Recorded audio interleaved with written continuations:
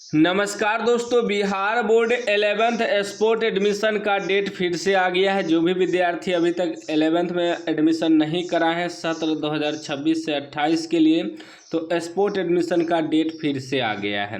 इस वीडियो में आपको बताऊंगा कब से कब तक स्पोर्ट एडमिशन होगा, कौन कौन विद्यार्थी करा सकता है, क्या क्या डॉक्यूमेंट लगेगा, कितना रुपया लगेगा, सारा मैं आपको बताऊँगा। ध्यान से समझिएगा। कर बिहार बोर्ड इंटर में स्पोर्ट नामांकन में CBSE ICSE छात्रों को मौका। अब जो CBSE बोर्ड से हैं अभी तक आवेदन नहीं दिए हैं 11th में एडमिशन के लिए, बिहार बोर्ड से आप 11th करना चाहते हैं तो आप भी एडमिशन करा सकते हैं।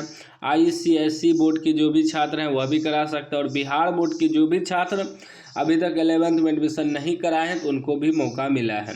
कर है 5 से 11 अगस्त तक दाखिला, 12 अगस्त तक OFSS पोर्टल पर डाटा अपडेट करना अनिवार्य।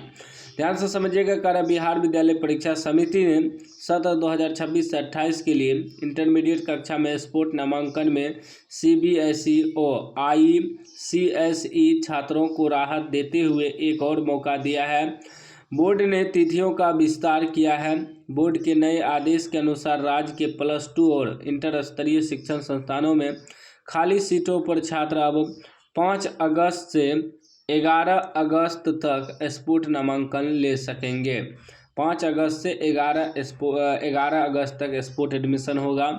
इस प्रक्रिया में बिहार बोर्ड के अलावा CBSE पूरक परीक्षा सहित ICSE और अन्य राष्ट्रीय या राज्य स्तरीय बोर्ड से उत्तीर्ण विद्यार्थी भी शामिल हो सकते हैं।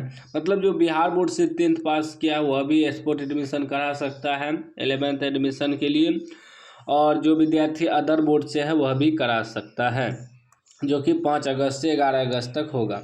नामांकन के इच्छुक विद्यार्थी विभिन्न संकायों में खाली पड़ी सीटों की संख्या OFSS पोर्टल के आवश्यक सूचनाएं कॉलम में देख सकते हैं। इसके साथ ही समिति ने निर्देश दिया है कि सभी कॉलेजों और स्कूलों के प्राचार्य अपने संस्थान परिसर में कम से कम 3 प्रमुख स्थानों पर उपलब्ध खाली सीटों की सूचना अनिवार्य रूप से प्रदर्शित करेंगे। जिस संकाय और विषय में जगह खाली होगी वहां छात्र सीधे प्राचार्य से संपर्क कर नामांकन की प्रक्रिया पूरी करा सकेंगे।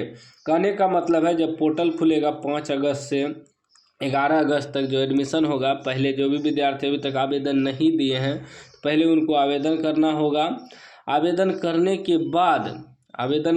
के बाद फिर उसका प्रिंट आउट निकाल कर कॉमन एप्लीकेशन फॉर्म का जिस भी स्कूल में आपको एडमिशन कराना है उसका प्रिंट आउट लेकर जाना है, डॉक्यूमेंट वगैरह लेकर, और एडमिशन करा लेना है। अब बात करते हैं कि जो विद्यार्थी का मेरिट लिस्ट में नाम आया था एडमिशन नहीं करवा पाया उसको क्या करना है। यहाँ का समिति ने प्रथम, द्वितीय और तृतीय मेधा सूची में शामिल उन विद्यार्थियों के लिए विशेष चेतावनी जारी की है जिन्होंने एडमिशन के बाद स्लाइड अप का विकल्प चुना था लेकिन आवंटित नए संस्थानों में अंतिम रूप से नामांकन नहीं लिया। ऐसे छात्रों का पूर्व में लिया गया नामांकन स्वतः रद्द हो गया है।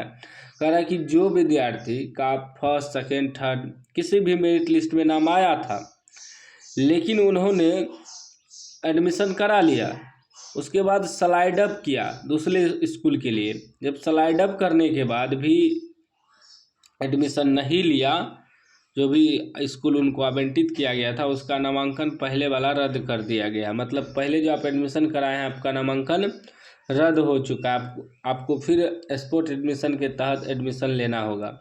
अगर ये छात्र स्पोर्ट एडमिशन के तहत फिर से ऑनलाइन आवेदन नहीं करते हैं तो वे वर्ष 2028 की इंटरमीडिएट वार्षिक परीक्षा में शामिल होने के पात्र नहीं होंगे।